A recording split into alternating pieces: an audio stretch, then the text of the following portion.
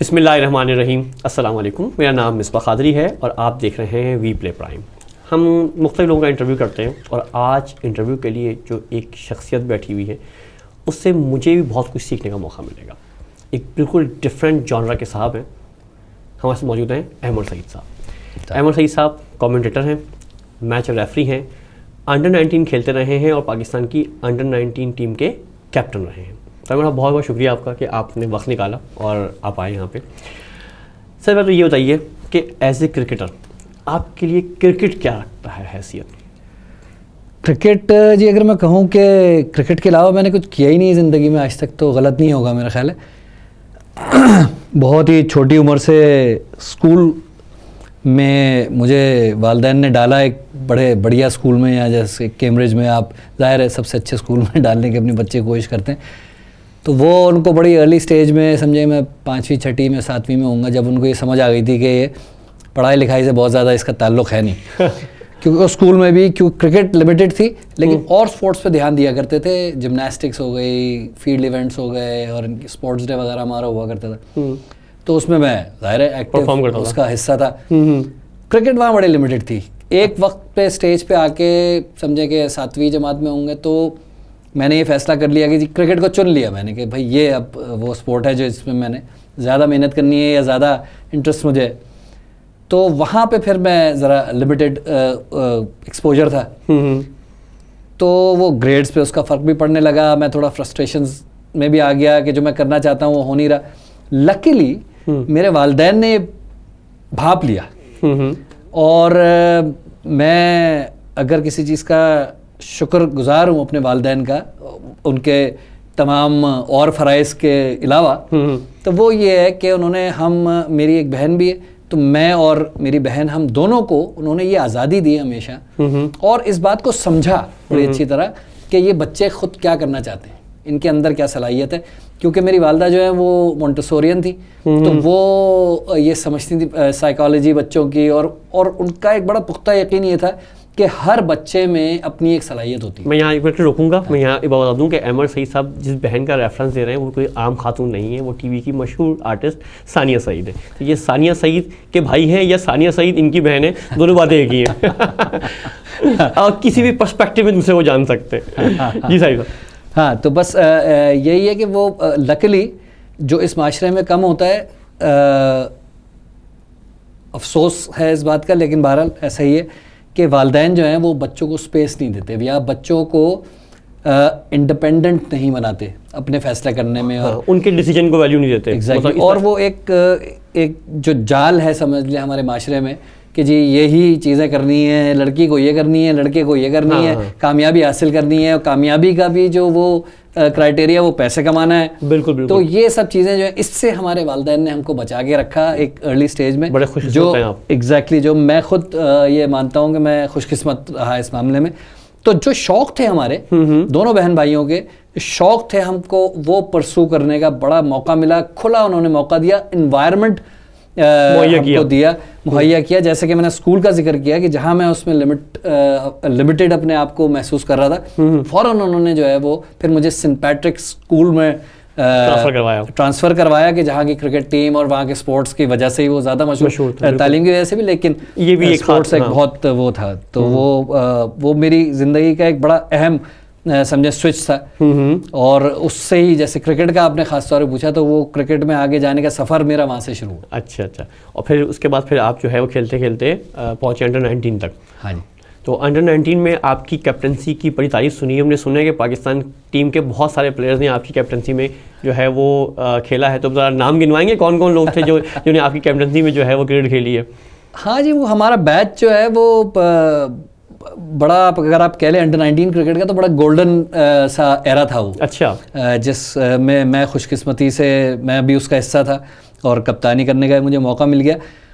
उसमें शाहिद आफरीदी थे, एक सबसे बड़ा नाम तो वो है, शोएब मलिक, बाजिद खान, जैसे मैं आपसे पहले भी जिक्र कर रहा था उनका, और अब्दुल रज़ाक, इमरान फरहत, माशाल्लाह, मायूं फरहत, दोनों भाई वो।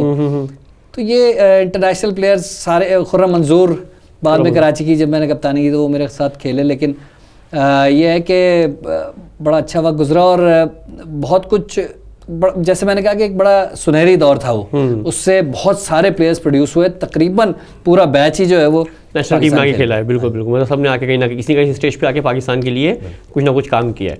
अच्छा, फिर आप क्रिकेट खेलते खेलते कमेंट्री की तरफ भी आए, बल्कि उससे पहले शायद आप मैच रेफरी बताया गया कि आप जो है वो मैच रेफरी बने थे। तो ज़रा हम एक आम ऑडियंस के लिए एम्पायर को समझ में आता है कि हाँ जी एम्पायर है, और फिर जब टीवी एम्पायर, थर्ड एम्पायर भी होता है, ये मैच रेफरी कौन होता है और इसकी रिस्पॉन्सिबिलिटीज़ क्या होती है? मैच रेफरी बेसिकली अगर आप उसको मैं थोड़ा सा यूँ समझाऊँ कि he is the boss of the match. अच्छा, जो बिहाइंड द स्क्रीन रहता है, बिहाइंड द स्क्रीन ही होता है वो, और तमाम चीज़ों को कोऑर्डिनेट करना एक तो उसका काम है, और उसका बेसिक मकसद ये है कि मैच में किसी किस्म का भी जो है वो हिच ना आए। अच्छा, कोई उसमें रुकावट पेश ना आए, और किसी भी तरह से वो खेल किसी कंट्रोवर्सी का हिस्सा ना बने, और स्मूथली जो है वो from start to the end वो मैच चला जाए। अच्छा, मतलब क्रिकेट के जो लॉज होते हैं उसको इम्प्लीमेंट करवाना उसकी रिस्पॉन्सिबिलिटीज़ है, ऐसा ही है जो मैं समझाऊँ? बिल्कुल, कुछ हद तक ऐसा ही है। असल में जो रोप के अंदर का जो सारी जिम्मेदारी है वो अंपायर्स की होती है। ठीक है, अंपायर्स ही मैच को कंट्रोल करने के जिम्मेदार होते हैं, वही लॉज इम्प्लीमेंट करवाने के वहाँ पे जिम्मेदार होते हैं। तो अंपायरिंग का काम बड़ा मुश्किल है, मैं ये कहता हूँ हमेशा, मैच रेफरी से भी ज़्यादा, क्योंकि हम जब एज मैच रेफरीज देख रहे हैं तो हमारे पास टाइम काफ़ी होता है, हम चीज़ें ऑब्जर्व कर रहे होते हैं। हम अगर अपना फैसला किसी चीज़ पे सुनाने भी जा रहे होते हैं तो हमारे पास मैच के बाद का ही वक्त होता है, हम अगले दिन भी वो फैसला सुना सकते हैं। अच्छा, लेकिन अंपायर्स जो हैं वो फील्ड में खड़े हुए होते हैं, सिर्फ आउट नॉट आउट के बारे में नहीं, वो तो एक मुश्किल फैसला है ही, उनको फौरन देना होता है, लेकिन ये लॉज इंप्लीमेंट करना, टेम्पो मेंटेन करना मैच का, ये सिर्फ इतनी इंपॉर्टेंट चीज़ें हैं जिसके बारे में ज़ाहिर जो क्रिकेट नहीं खेले हुए वो शायद इन बातों पे जोर नहीं देते। लेकिन आजकल इस मीडिया के दौर में जहाँ हर चीज़ जो है वो टाइम से होती है, इस टाइम पे ब्रेक होगी जी, इस टाइम पे ये होगा जी, उस टाइम पे जब मीडिया डिक्टेट करता है आपको कि मैचेस जो है वो उनकी टेम्पो क्या होगा, तो अंपायर्स का और मैच रेफरी का रोल जो है वो इसलिए इंपॉर्टेंट होता जा रहा है कि वो उस टेम्पो को मेंटेन करें। ज़्यादा से ज़्यादा टाइम उनका मकसद ये होता है कि क्रिकेट हो, ताकि शायकीन के लिए जो है वो और जो पैसे दे के खासतौर पर मैच देखने आ रहे हैं या स्पॉन्सर्स जो हैं वो ज़्यादा से ज़्यादा खेल जो है वो लोगों तक पहुंचा सकें। अच्छा, टीवी एम्पायर के बाद जो है वो मैच का फैसला काफ़ी आसान हो गया है, और क्या आप समझते हैं कि जो मैच रेफरी है उसके पास भी इस तरह के राइट्स होते हैं? नंबर 1। नंबर 2, क्या मुझे ये बताइए कि जो हम मैच में सुनते हैं कभी कि जी वो स्लो ओवर रेट की वजह से कैप्टन पे फाइन हुआ है, तो ये कौन, ये मैच रेफरी करता है? क्या सज़ा होगी या क्या उसका उसकी नौयत क्या होगी सज़ा की, उसका फैसला मैच रेफरी करता है। अच्छा, लेकिन बाकी तमाम चीज़ें, टाइम कीपिंग, किसने फील्ड में क्या किया क्या नहीं किया, ये सारा काम जो है अंपायर्स का है। अच्छा, तो जैसे मैंने पहले कहा, अंपायर्स का काम बड़ा टफ होता जा रहा है। मैच रेफरी का बेसिकली काम एक जज के तौर पे होता है, जब इस तरह के कोई मामलात आ जाएं, ठीक है, तो उसको बड़े तहम्मुल से, बड़े देखभाल के फैसला करना होता है कि बहुत सी बार ऐसा होता है कि वो हीट ऑफ द मोमेंट जिसको कहते हैं ना, उसमें प्लेयर कर जाता है। बिल्कुल, उसी हीट ऑफ द मोमेंट में अंपायर्स भी कुछ ऐसे फैसले करते हैं कि जिसको कहते हैं कि बाइस्ड हो गया या प्रेशर थोड़ा सा हो गया। तो मैच रेफरी को वो चीज़ें भी जो है वो देखनी पड़ती हैं कि सिचुएशन क्या है, किस तरह का प्रेशर था अंपायर पे ये फैसला करते हुए, तो बाद में उसको किस तरह हैंडल करना है कि अंपायर की साख भी ख़राब ना हो और प्लेयर को बात भी समझ आ जाए। ठीक है, और क्योंकि जाहिर है आप एज मैच रेफरीज कभी भी जो है वो किसी भी तरह के फैसले को अंपायर के हम अंडरमाइन नहीं करना चाहते, क्योंकि जाहिर है at the end of the day field के अंदर जो है वो अंपायर ने ही मैच को कंट्रोल करना है। तो अगर हम प्लेयर्स के सामने ये इस तरह कोई तासुर दें कि हमारे बीच, यानी कि पीसीटी हम उसको कहते हैं, अच्छा, जो हमारी टीम होती है, अंपायर उसमें होते हैं और मैच रेफरी, तो अगर हम ये प्लेयर को तासुर दे दें कि हमारे बीच में हम आहंगी नहीं है, तो उसका बड़ा फ़ायदा फिर प्लेयर्स उठाते हैं। हम भी अपने ज़माने में उठाया करते थे लेकिन ये कि अब क्योंकि थोड़ी बहुत हमने क्रिकेट खेल रखी है तो वो अब हमारी समझ आ जाता है कि क्या करने क्या होने वाला है। अच्छा, आपने इतने सारे प्लेयर्स के नाम लिए जो अपनी नेशनल टीम में खेलते रहे और आपके साथ रहे, तो आपको खुद ज़ाती तौर पे कौन सा खिलाड़ी सबसे अच्छा लगता था? उसका चाहे हम बैटिंग स्टाइल कह लें, बॉलिंग स्टाइल कह लें, या फील्ड में उसकी एक्टिविटी कह लें, तो आपको ज़ाती तौर पे कौन सा प्लेयर ज़्यादा पसंद था और क्यों पसंद था वो? बड़े अच्छे अच्छे खिलाड़ी थे, कुछ का नाम लेना ज़्यादती भी हो जाएगी थोड़ी सी, लेकिन बहरहाल मैं उनकी जो क्वालिटीज़ थी वो बयान करके नाम ले सकता हूँ इस तरह से कि उन बहुत ही बासलाहियत खिलाड़ियों में भी कुछ ऐसे प्लेयर्स थे जिनमें सलाहियत थी कि वो वर्ल्ड क्लास या समझे कि दुनिया के जो अच्छे बड़े खिलाड़ी हैं उनकी सफ़ों में शामिल होने की उनमें सलाहियत मौजूद थी। उनमें से एक तो मेरे साथ बचपन से खेल रहे हैं, उनका नाम शादाब कबीर। अच्छा, टेस्ट प्लेयर हैं वो, और उनके बारे में ये कहा जाता है कि जी वो जब टेस्ट क्रिकेट खेले तो वो तैयार नहीं थे उसके लिए, बहुत जल्दी उनको टेस्ट क्रिकेट खिला दी गई। अच्छा। मेरे ख्याल से उन्होंने 1 या 2 फर्स्ट क्लास के मैचेस खेले थे। वसीम अकरम ने उनको एक मैच में देखा और उन्होंने कहा कि जी इनको टीम में होना चाहिए हमारी, और इंग्लैंड ले गए थे उनको। अच्छा, तो वो एक यूनानिमस सा सबका ये वो था, खुद भी वो इस बात को मानते कि it was too early for him at that time. लेकिन जहाँ तक सलाहियत का ताल्लुक है, मैंने मेरे ख्याल से उस दौर में भी और उनके बाद भी इतना जेन्युइन और अच्छा ओपनिंग बैट्समैन जो हैं वो कम देखे। अच्छा, दूसरे हैं अली नकवी। वो अब हमारे साथ मैच रेफरी भी हैं। बिल्कुल बिल्कुल। और उनके साथ भी जब मैं खेला तो मुझे ये एहसास हुआ कि ये नया बॉल जो है वो बड़े कम लोग मैंने इस तरह से इतनी अच्छी तरह हैंडल करते हुए नए बॉल को एज ओपनर्स बहुत कम लोगों को देखा मैंने। बहुत से मैचों में ऐसा होता था कि जब वो बैटिंग कर रहे होते थे तो हमें ये लगता था कि यार कुछ हो ही नहीं रहा, बड़े आसान हालात हैं, ठीक है। जब हम बैटिंग खुद करने जाते तो पता चलता था कि जी नहीं, इतने आसान नहीं है, उन्होंने आसान बनाए हुए थे। और एक का प्लेयर का जिक्र इमरान नज़ीर हैं, वो भी पर्दे पे आए ज़रूर, लेकिन उन्होंने वो सब नहीं किया जो जिसकी वो सलाहियत रखते थे। एक्स्ट्रा ऑर्डिनरी उनकी हैंड आई कोऑर्डिनेशन थी, बैट स्पीड, जिस तरह तेज़ से तेज़ बॉलर को वो बड़ी जल्दी पोजीशन में आके और अपने बैट की स्पीड की वजह से जो है वो शॉट मार सकते थे, हिट लगा सकते थे। वो कम लोगों में इतनी सलाहियत थी, लेकिन अगेन वो कुछ हमारे उनको हैंडल नहीं किया गया सही तरह से, और कुछ जो है वो जाहिर है कुछ मेरे ख्याल से उनकी फिटनेस का भी इशू बाद में हो गया था, तबीयत उनकी ख़राब हो गई। उसके अलावा इमरान ताहिर एक थे, अब ये जो साउथ अफ्रीका से खेल गए बाद में, वो भी अंडर 19 में हमारे साथ खेले। अच्छा। और इस कदर मेहनती प्लेयर, हालांकि मैं अगर उन्हें तो आता है ग्राउंड में विकेट लेने के बाद वो पूरा के चक्कर लगाते हैं ग्राउंड का, बिल्कुल अंदाजा होता है कि वो जो है उनकी एनर्जी कितनी है माशाल्लाह। और अगर मैं इस एज में भी बिल्कुल, और अगर मैं कहूँ कि वो सलाहियत एक होता है ना, गॉड गिफ्टेड प्लेयर होता है, और वो थोड़ी बहुत मेहनत करके जो है वो अच्छा हो जाता है। हाँ। इमरान ताहिर ऐसा नहीं था। इमरान ताहिर जो हैं वो ही wasn't all that God gifted. उन्होंने जितना कुछ डेवलप किया है बड़ी मेहनत से किया है, और मैंने उनको देखा है बचपन से मेहनत करते हुए, मतलब तमाम अपने साथियों से ज़्यादा मेहनत करके उन्होंने वो किया है, जिसका मेरे ख्याल से उनको ये सिला भी मिला कि वो जहाँ गए उनको पजीराई मिली और उनको एक्सेप्ट किया लोगों ने। बिल्कुल बिल्कुल। और उसमें एक अहम किरदार उनकी अपनी शख्सियत का भी है। बहुत ही मिलनसार, बहुत ही अच्छे किस्म के इंसान हैं, तो वो हर एक आदमी उनको एक्सेप्ट करता है, ये करता है। उनकी क्रिकेट बाद में वो पहले जो है वो एक इंसान के तौर पे एक्सेप्ट कर लिए जाते हैं हर जगह पे। ओके। और जाहिर है फिर उनकी क्रिकेट की सलाहियत, उन्होंने उसको बेहतर से बेहतर, पहले उनका इखलाक हो, उसके बाद फिर उनकी जो है वो क्रिकेट। अब बात करते हैं आपकी एक नई वाली लाइफ की, और वो है आपकी आवाज़ की लाइफ, यानी कि बतौर कमेंटेटर लाइफ।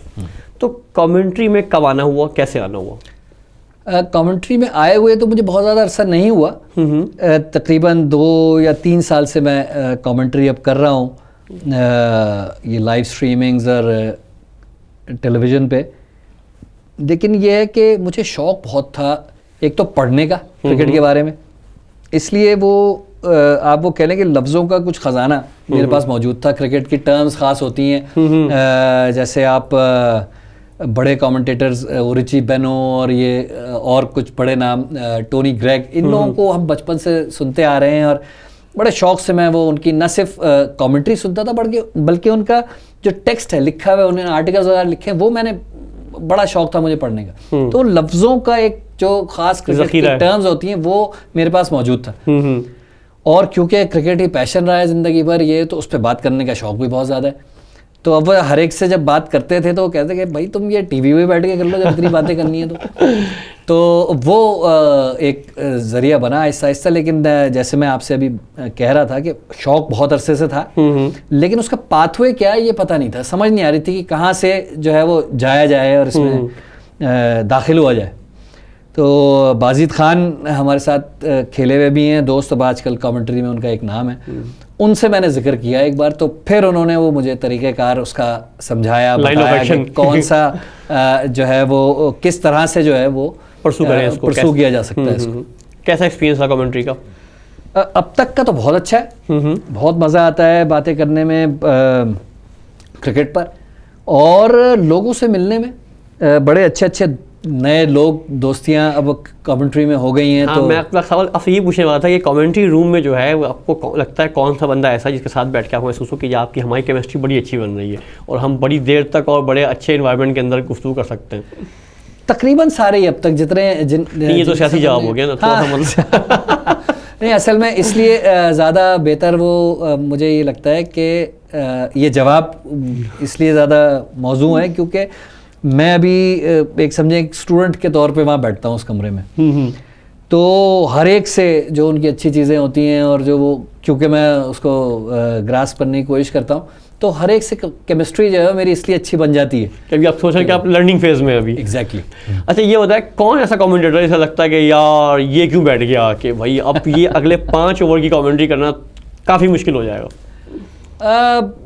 कुछ कमेंटेटर्स के साथ ऐसा मैंने काम किया है जिनको जो उनका बोलने का अंदाज तो अच्छा है लेकिन उनकी क्रिकेट की समझ या नॉलेज अगर आप कह लें तो वो थोड़ी कम होती है। तो बहुत सी बार ऐसा लगता है कि बहुत सी बातें ऐसी हो रही हैं कि जो शायद माइक पे होने नहीं चाहिए थी या उनकी ज़रूरत नहीं थी उस सिचुएशन में ख़ास तौर पे, लेकिन बहरहाल वो हो जाती हैं कभी कभी। और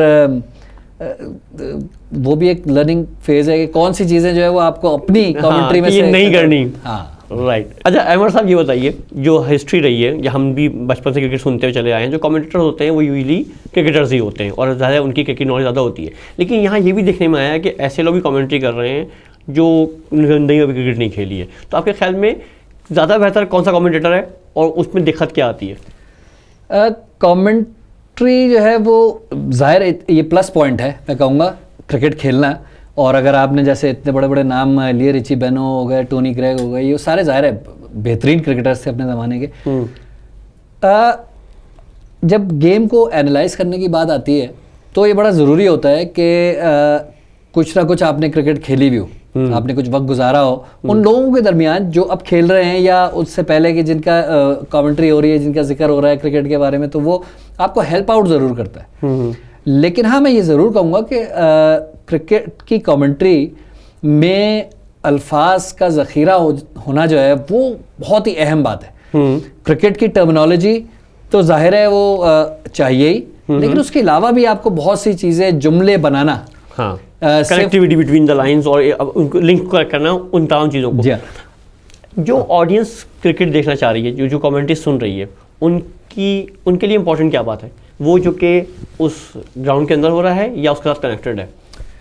बिल्कुल भी नहीं। मेरा ख्याल से कि ये जो ग्राउंड में हो रहा है वो आजकल तो वो टीवी पे देख रहे हैं, उसके बारे में बात करना तो खासा जिसको कहते हैं, मेरे ख्याल से उस प्रोडक्शन के लिए भी और उसके लिए नुकसानदेह होता है कि एक चीज़ हो रही है, रेडियो की जैसे कमेंट्री होती है ना, वो हर चीज़ बता रहे हैं जी, यहाँ मिड ऑफ पे फील्डर खड़ा है, मिड ऑन पे खड़ा है, ये तो वो सब लोग देख रहे हैं। उसने शॉट मारा जी, बाउंड्री हो गई, ये भी वो सब देख रहे हैं। फिर क्या बताया जाए? तो ये बड़े अहम चीज़ है कि क्या बताया जाए। और इसीलिए मैं कहता हूँ कि किस्सों, वाक़यात और अल्फाज के का ज़ख़ीरा जो है वो इतना अहम है कमेंट्री के लिए। अब ख़ास तौर पे जब टेलीविज़न पे कमेंट्री आ रही है, जब सारे विजुअल्स मौजूद हैं लोगों के पास, ये चौके छक्के और ये सिंगल डबल सब देख रहे रहे हैं, फील्डिंग भी देख रहे हैं क्या है। या आपको वो याद आ गया, असल जावेद में भी याद आ गए हैं? आपको जावेद भी याद आ गए अच्छा, पाकिस्तान में हमने अभी देखा रिसेंटली कुछ खवातीन जो है वो कमेंटेटर्स भी आई हुई हैं, तो आपके ख्याल में खवातीन के साथ काम करने का मौका मिला आपको? हाँ जी हाँ। और क्या पाया आपने? अच्छा यूं कि जितनी भी खवातीन क्रिकेटर्स वो कमेंटेटर्स आ रही हैं वो सारी क्रिकेटर्स हैं। तो मेरा भी वैसे अगर आप सच पूछें तो मैं भी जब पहली बार गया था तो मेरे पास भी यही तहफ़्फ़ुज़ात थे कि यार ये क्या क्रिकेट के बारे में बात करेंगे। नहीं मेरे तहफ़्फ़ुज़ात नहीं है, मैं जस्ट एक ऑब्जर्वेशन। नहीं मेरे थे। अच्छा आपके लेकिन ये कि वो मतलब आई वॉज प्रूव्ड रॉन्ग। उसमें मरीना इकबाल थी, एक अब भी करती हैं वो सना मीर हैं, और उरूज मुमताज़। अगर आप उनकी अभी करंट परफॉर्मेंस देख लें PSL में तो she is a stand out commentator या एनालिस्ट भी, एज प्रेजेंटर बड़ा बेहतरीन काम कर रही हैं और अच्छे हैं, आना चाहिए, क्यों नहीं। अच्छा, स्ट्रीमिंग के बाद जब मैचेस स्ट्रीम होने लगे हैं और उसके बाद जो एक इंडिया वाला ट्रेंड आया है हमारे पास कि मसाला कमेंट्री ना, आप कमेंट्री के अंदर एक गैर जो है वो गैर इखलाकी गैर शरई अलग तरह की गुफ्तगू कर रहे होते हैं, तो वो क्या पाकिस्तान में भी आ जाएगा? और आ जाएगा तो क्या हाल होगा उसका, और क्या आ जाना चाहिए? जूं क्रिकेट रंगीन होती जा रही है, PSL हो गया, IPL हो गया, और ये लीग्स हो गई, बिग बैश, और ये वो कलरफुल उसको करने की कोशिश की जा रही है, ऑडियंसेस के लिए उसको ज़्यादा से ज़्यादा दिलचस्प बनाने की कोशिश की जा रही है। क्योंकि एक फेज़ आया था बीच में जब ये क्रिकेट से इंटरेस्ट हट रहा था लोगों का, 4 डे क्रिकेट, 1 डे क्रिकेट भी बोरिंग होने लगी थी, तो वो उसमें सारे लॉज की चेंजेस और ये वो भी इसीलिए लाई गई कि उसको ऑडियंस के लिए या स्पेक्टेटर्स के लिए ज़्यादा से ज़्यादा इंटरेस्टिंग बनाया जाए। तो यही जिद्दत आप समझ लें वो कमेंट्री में भी आनी ज़रूरी है। जितना उसको इंटरेस्टिंग बनाते जाएंगे, अब जैसे आपने इंडिया का तो नाम लिया ही, उसमें मसाला वो होने लगी। अब जैसे ये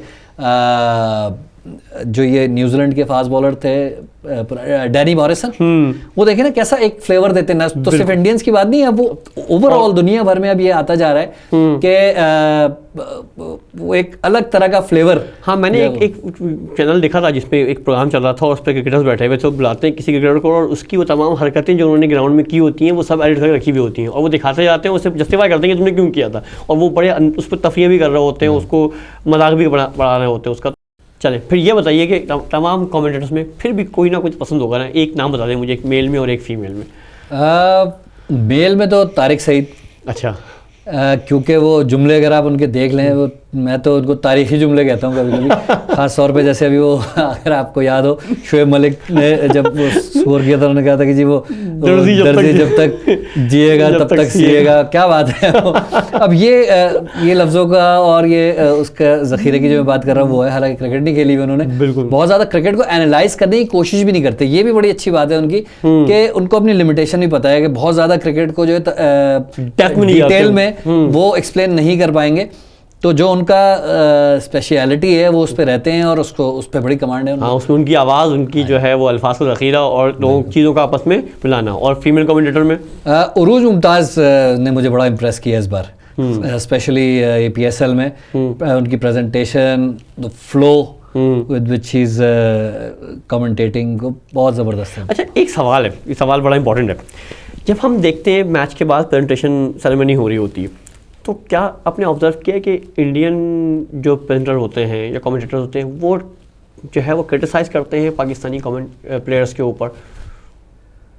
मैंने ऐसा फील तो नहीं किया कभी, पता नहीं बहरहाल, लेकिन हो सकता है यूट्यूब पे बेहिसाब ऐसे क्लिप्स पड़े हुए हैं जिसके महसूस होता है कि वो ख़ास तौर पे जो है ना वो टीज़ कर रहे हैं, कोई जुमला उनको सुना रहे हैं। अच्छा, मतलब ये टेलीविजन प्रोग्राम के दौरान जो होता है वो खिलाड़ियों के ऊपर जो है वो, तो क्या इसका मकसद क्या होता है? प्रेशर करना किसी को या लेट डाउन करना? भाई देखिए, मसला ये है कि क्रिकेट कोई माशरे से अलग तो चीज़ नहीं है ना, और मीडिया का रोल आपको पता ही है आजकल किस तरफ जा रहे हैं हम। ज़्यादा ये मसाला और ये उस पर ज़्यादा जोर थोड़ा ज़्यादा होता है, तो ये मसाले का हिस्सा होता है कि जी आप जो अपना अपोनेंट है और वो अपोनेंट हिंदुस्तान पाकिस्तान की जहाँ बात होती है तो वो जाहिर है वो यही होता है कि जी वो टाकरे और इस तरह के वो, हालांकि मैं उससे बहुत ज़्यादा एग्री नहीं करता हूँ, लेकिन ये है कि वो बहरहाल वो आजकल के ज़माने के में वो पॉपुलर भी हैं, लोग देखते भी हैं शायद, तो वो जाहिर है मीडिया ग्रुप्स और मीडिया जो है इन जनरल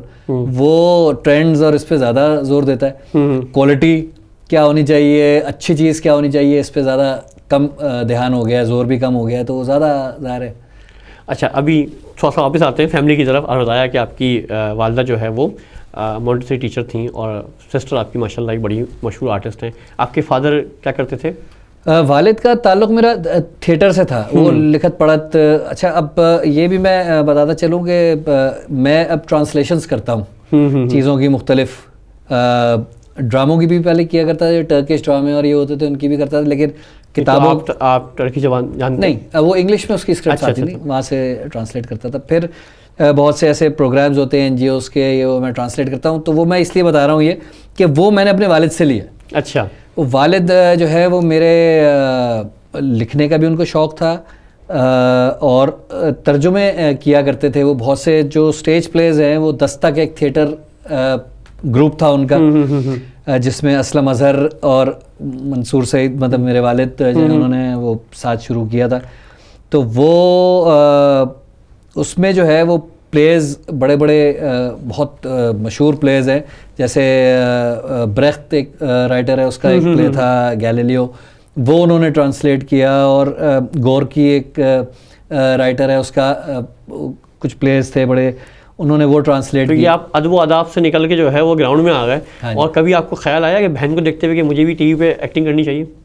नहीं, उस वक्त शुरू में तो नहीं आया था, अब शायद आता है कि यार ये मैं भी ये कर लेता था लेकिन उस वक्त यूँ नहीं आया था कि मैं भी ये उस वक्त इस जोम में था कि क्रिकेट का जुनून सवार था। उस वक्त मैंने कहा जी मैं भी कुछ ना कुछ बने जाऊँगा।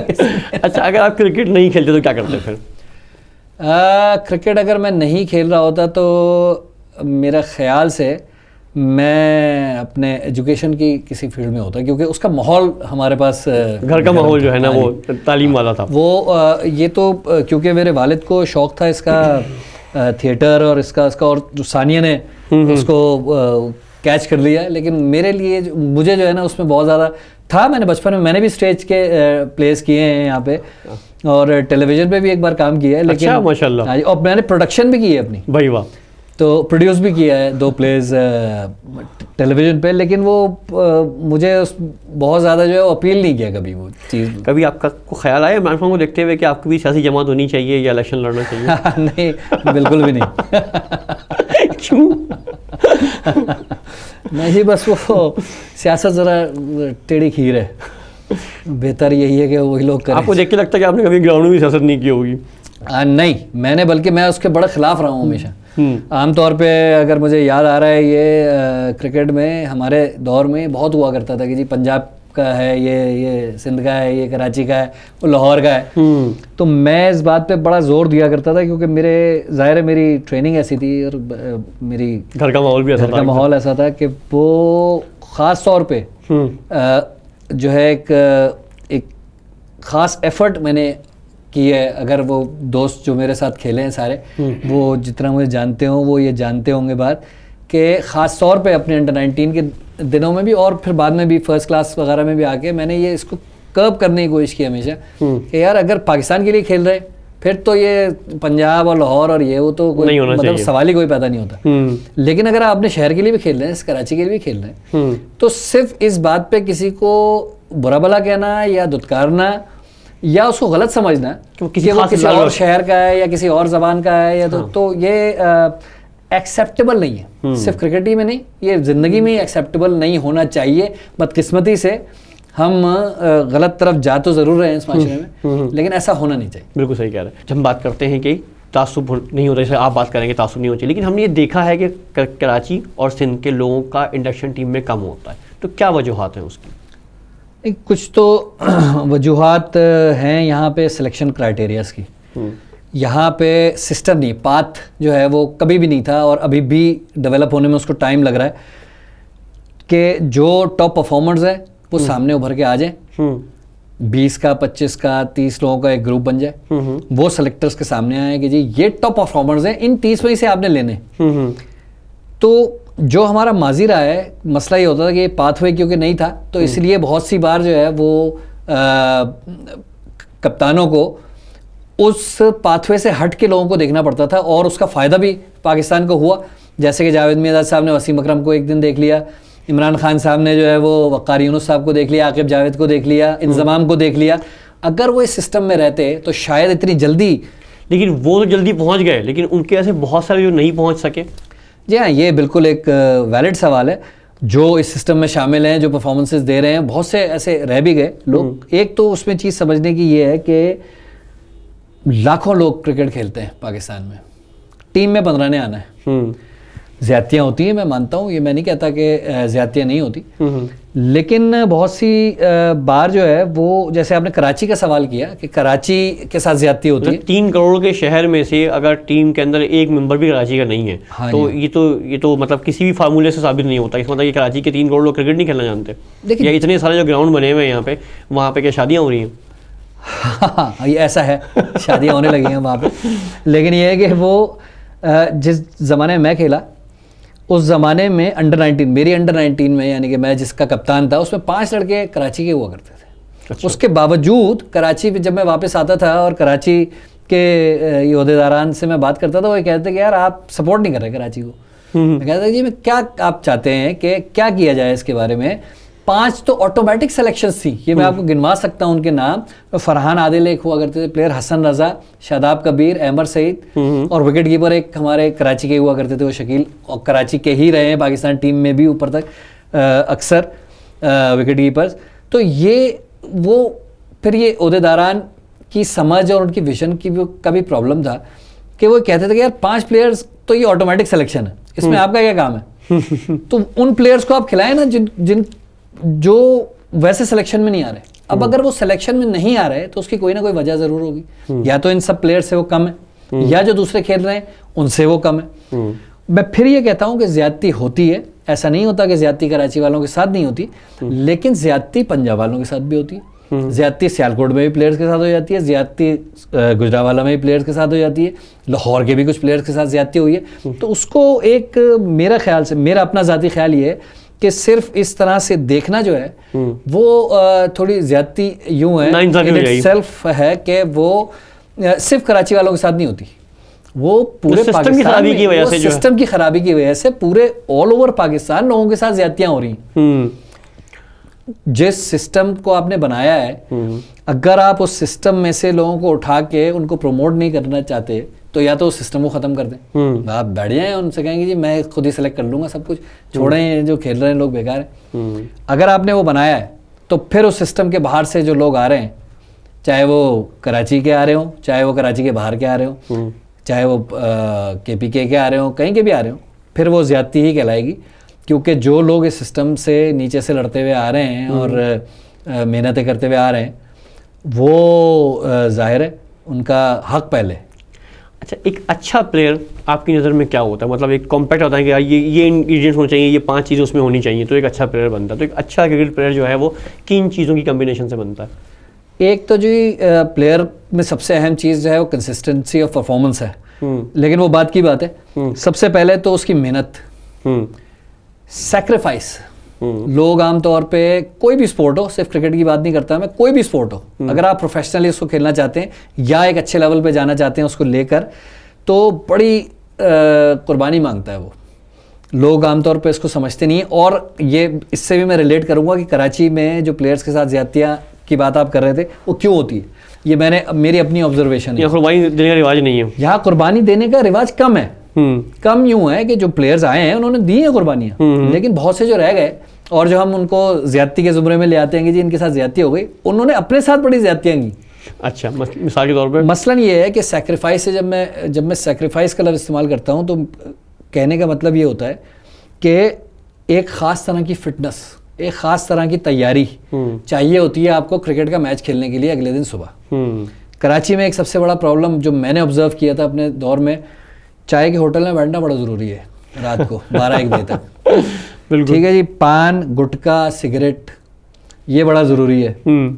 एक क्रिकेटर के सर्कल्स में भी ये मैंने देखा है। अच्छा, उसके बाद नींद पूरी नहीं होती। अगले दिन सुबह आके आप किस तरह से उस तरह परफॉर्म कर सकते हैं जिस तरह कोई वो आदमी कर रहा है जो कि 8-10 घंटे की नींद लेके आए। हाँ, ये चीज़ें बहुत। फिर उसके बाद प्रैक्टिसेस के डिसिप्लिन, ये वो चीज़ें हैं जो कि एक आम प्लेयर को या 19-20 के प्लेयर्स को आगे या पीछे कर देती हैं। चीज़ों को एक्सेप्ट करने की जो सलाहियत है वो भी कराची के प्लेयर्स में मैंने हमेशा देखा है कि वो देर से आती है, देर ऑलवेज लेट। एक तरह एज ब्रैकेट डिफाइन करेंगे कि अच्छा प्लेयर किस एज से किस एज तक होता है? नहीं, ये मैं इसको मानता नहीं। अच्छा, आपकी नज़र में जो है वो एज काउंट नहीं होती है, ये एज मैटर नहीं करती?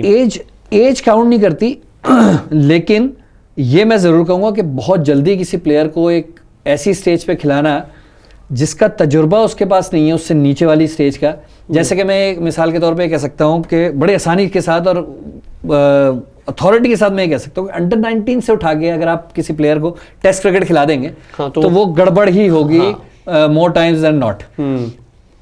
कोई एक्स्ट्राऑर्डिनरी हो सकता है, एक आध कोई ऐसा आ जाए कि जो आप कहें कि नहीं यार ये है इस काबिल, लेकिन अमूमन ये होता है कि क्रिकेट में बहुत सी चीज़ें ऐसी होती हैं जो आपको सिर्फ तजुर्बा सिखाता है। मतलब आपके पास स्किल होती है, आपके पास हर चीज़ शॉटें होंगी, आपके पास अगर आप बॉलर हैं तो आपकी पेस होगी और आप परफॉर्म करोगे, यू हैव द फिटनेस और आप नेचुरली टैलेंटेड हैं, गिफ्टेड हैं। लेकिन बॉलिंग करनी क्या होती है ये आपको पता ही नहीं। शोएब अख्तर जब मेरे ख्याल से जब वो उसने क्रिकेट की इब्तिदा की, अब बहुत बेहतर परफॉर्म कर रहे हैं वो।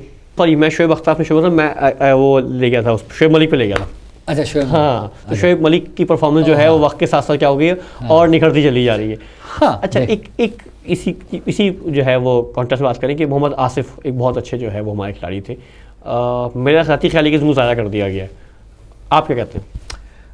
ज़ाया किया भी गया और उन्होंने अपने आप को भी ज़ाया किया, नो डाउट के एक्स्ट्राऑर्डिनरी सलाहियतों के मालिक थे। और मैं तो क्या कहूँगा, दुनिया के तमाम ही लोग इस पे एग्री करते। लेकिन वही मसला होता है कि जैसे मैंने कहा, सैक्रिफाइस, बहुत सी चीज़ें आपको छोड़नी पड़ती हैं, बहुत सी चीज़ों पे आपको जो है वो कॉम्प्रोमाइज़ करना पड़ता है अगर आप अच्छी क्रिकेट खेलना चाहते हैं अच्छे लेवल पे लंबे अरसे तक। लेकिन हैविंग सेड दैट, बहुत से ऐसे प्लेयर्स गुजरे हैं जिनको ये कहकर बाहर कर दिया गया कि जी ये और ये तो एक अलग ही लेवल पे चले गए। खैर आसिफ साहब ने तो जो कर दिखाया वो काफ़ी सारी हदें क्रॉस कर ली थी, नहीं होना चाहिए था। लेकिन ये कि अमूमन दूसरे प्लेयर्स की भी अगर बात करूं, बहुत से ऐसे प्लेयर्स हैं जिनको लोग कहते हैं कि यार ये डिसिप्लिन नहीं है। उनमें मैं नाम ले सकता हूँ, शोएब अख्तर हो गए, उसमें उमर अकमल हो गए, और उसमें एक दो प्लेयर्स और के भी हैं, भी मेरे जहन में नहीं आ रहे ना। एक्स्ट्रा ऑर्डिनरी टैलेंट का जो प्लेयर आपके पास आ रहा है इतने सारे लोगों में उठ के, जिसको आप कह रहे हैं कि जी हम इतने सारे लोग क्रिकेट खेलते हैं और उनमें भी ये वो क्रिकेटर्स हैं, शोएब अख्तर का अगर आप नाम लें तो इतनी तेज बॉल कौन कर सकता है दुनिया में? कोई नहीं कर सकता। मोहम्मद शमी है, इतनी तेज कौन बॉल कर सकता है? बिल्कुल। तो अगर ये हसन रजा है इस तरह की बैटिंग इस उम्र में, मतलब अगर वो ये भी मान लें कि वो 14 साल के नहीं भी थे जब उन्होंने टेस्ट डेब्यू किया, तो बहुत ही यंग एज में खेल लिया। उस एज में जिस तरह का टैलेंट उसके यहाँ मौजूद था, कितने होते हैं आपके पास? हसन रजा कितने आएंगे आपके पास बाद में भी? बिल्कुल नहीं आएंगे। लेकिन अगर आप सिर्फ ये कह के उनको बाहर कर देते कि जी डिसिप्लिन नहीं है, तो ये ज्यादती आपकी तरफ से भी है थोड़ी।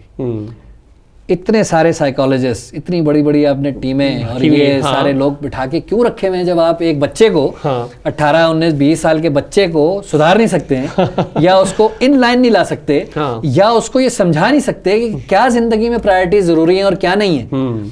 तो फिर मेरा ख्याल है सिर्फ उस बच्चे की गलती नहीं है, कुछ गलती आपकी भी। बिल्कुल बिल्कुल। अच्छा, एक बच्चा जो कि क्रिकेट में अपने आप को बनाना चाहता है मुस्तकबिल, वो किस एज से शुरू करे और कौन कौन से ऐसे स्टेप्स को फॉलो करके वो क्रिकेटर बन सकता है? ये सवाल अच्छा है। ये अभी क्योंकि मैंने अंडर 13 की क्रिकेट की है, उस हवाले से भी मैं थोड़ी सी वो करूँ कि एक बड़ा अहम है कि क्रिकेट का माहौल आप बच्चे को ज़रूर दें, ताकि उसको ये समझ आ जाए एक बड़ी अर्ली एज में कि या कोई भी चीज़, कोई जो भी आप चीज़ समझते हैं कि आपके बच्चे के लिए बेहतर है, उसका माहौल उसको ज़रूर दें। लेकिन एक तो उस पर जोर ना डालें कि ये यही करना है तुमने, क्रिकेट ही खेलनी है, या तुमने यही करना है जी, तुमने यही पढ़ाई। हमारे माशरे में ऐसा होता है, ये हमारे पेरेंट्स अपने जो है ना वो इंडोर्स करते हैं। मेरे हिसाब से या मेरा तजुर्बा ये कहता है कि ये एक बहुत बड़ी गलती है जो हमारे माशरे को इस बुरी तरह से अफेक्ट कर रही है, जिसकी कोई हदोबस नहीं है।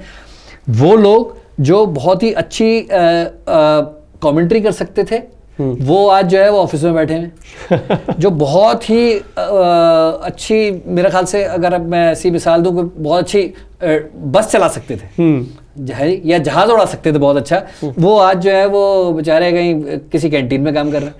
ये हमारे माशरे का बहुत बड़ा एक अलमिया है कि हम उस टैलेंट को रिकग्नाइज नहीं करते, इसलिए क्योंकि वो प्री एम्प्ट नोशंस हमने बनाए हैं कि डॉक्टर बन गया तो क्या बात है, इंजीनियर बन गया तो क्या बात है, आप क्रिकेटर का भी हो गया, क्रिकेटर बन गया तो क्या बात है। बिल्कुल इसी तरह मैं कहता हूं कि जो आप ये एज ब्रैकेट की बात कर रहे हैं उसको वो माहौल ज़रूर दें, लेकिन let him choose for himself कि क्या चीज़ मेरे लिए बेहतर है, किस चीज़ के लिए मैं वो सैक्रिफाइसेस और वो कुर्बानियाँ और वो मेहनत जिसका मैं जिक्र कर रहा हूँ वो मैं कर सकता हूँ। जो बच्चा मतलब एक मैं अपनी बच्चा आता हूँ, मेरा बेटा क्रिकेट का इंटरेस्ट लेता है, वो टीवी देखता भी है, मैचेस देख रहा है, खुद भी खेल रहा होता है, उसको अगर मैंने बनाना है क्रिकेटर या उसने क्रिकेटर बनना है तो क्या पाथवे है, और प्लस ये कि एक अच्छा बॉलर बनना है या अच्छा बैट्समैन बनना है, ये कैसे डिफाइन होगा और कैसे पकड़ में आएगा?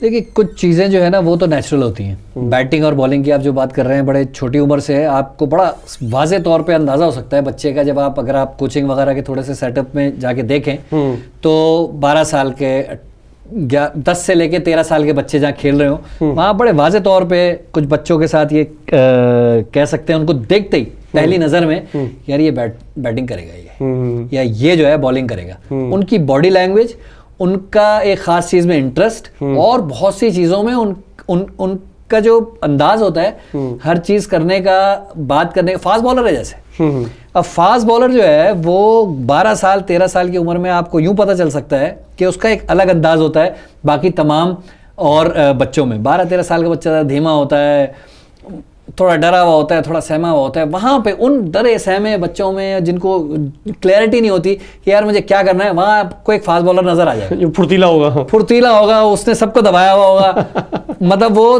12 साल की उम्र में भी 15 साल का लग रहा होगा। सही है ना? तो ये क्वालिटीज कुछ ऐसी होती हैं कि जो आप फौरन पिक कर लेते हैं कि यार ये इसमें है, वो बात के ये तेज बॉलिंग कर सकता है। बाद में जाहिर है वो उसको पिक करता नहीं पिक करता, वो अलग चीज है, लेकिन हाँ आप ये उस इनिशियली उस तरह से पिक कर सकते हैं। बैटिंग है जैसे, बैटिंग में बहुत सी चीजें हैं, जैसे आप एक आम बच्चा जो है वो अगर आपने क्रिकेट खिला रहे हैं उसको खेल रहा है सारे खेल रहे, शॉट मारा, भागा दौड़ा। कुछ उसमें से एक बच्चे आपको ऐसे नजर आएंगे जो कभी खड़े हो गए ना, यूं देखेंगे फील्ड कहाँ खड़ी हुई है, गैप कहाँ है, ये फील्डर हल्का है कि 12 साल के बच्चे आप यकीन करें, 11 साल के बच्चे, एक मैं जब कोचिंग थोड़ी बहुत जब किया करता था तो वो 11-11 साल के बच्चे, उनमें से कुछ ऐसे आके मुझसे कह रहे थे सर वो जो फील्डर है ना वो हल्का है, वहाँ से मैं 2 रन ले लूँगा।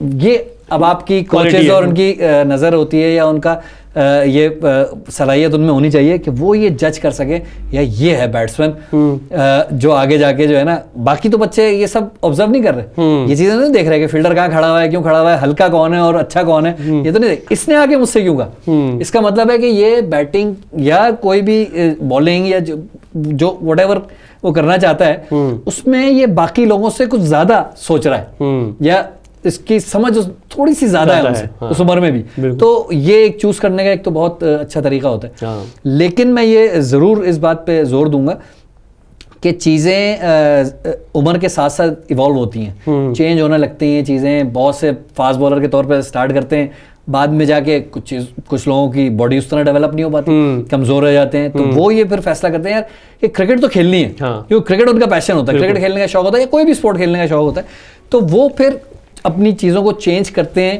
कि यार फास्ट बॉलिंग नहीं, मैं स्पिन करने लगता हूँ या मैं बैटिंग की तरफ आ जाता हूँ। उसको कभी डिस्करेज नहीं करना चाहिए, ये सोच के कि नहीं यार तुम तो फास्ट बॉलिंग किया करते थे बचपन में, तुम्हें फास्ट ही बॉलिंग करनी चाहिए। भाई अब उनका जिसामत बदल गई, सोचने का तरीका बदल गया, कोई और स्किल डेवलप हो गई, कोई और स्किल डेवलप हो गई, तो ये हमेशा जो है वो बच्चे को खुद चूज करने देना चाहिए कि वो क्या करना चाहता है, किसी खेल में भी और ज़िंदगी में भी। तो बच्चे को क्या ले जाके किसी अकेडमी में इनरोल करवा दें, किस एज में, 12 साल की उम्र में, 13 साल की उम्र में, और उसके बाद फिर उसको फिर आगे परफॉर्म करवाएं, कैसे करवाएं? क्लब क्रिकेट कैसे शुरू होती है? मतलब मैं पूछना चाह रहा हूँ कि कैसे वो लाइन ऑफ एक्शन क्या है, कौन सी जगह है जहाँ से बच्चे को शुरू करवाया जाए क्रिकेट?